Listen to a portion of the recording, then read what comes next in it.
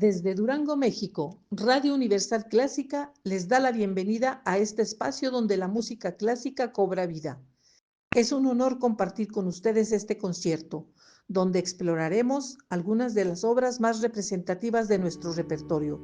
Les invito a escuchar con atención, dejarse llevar por la música y disfrutar de cada matiz, cada silencio y cada emoción que estas piezas nos regalan. En esta ocasión, escucharemos Canon en Re mayor de Johann Pachelbel, una obra a la cual le tengo especial cariño, ya que fue una de las primeras obras que yo escuché en mi vida, y junto a Capricho Italiano me hicieron amar la música clásica. Por ahora, dejémonos de palabras y dejemos que la música hable. Gracias por acompañarnos.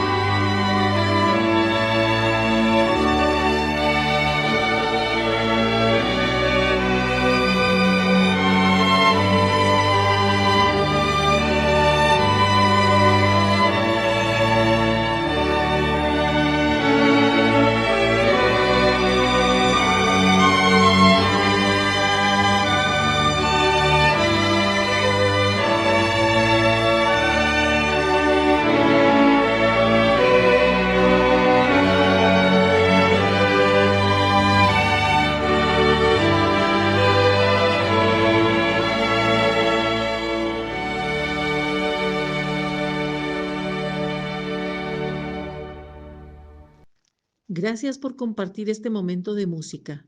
Si este concierto les ha hablado, los invito a acompañar este espacio suscribiéndose al canal.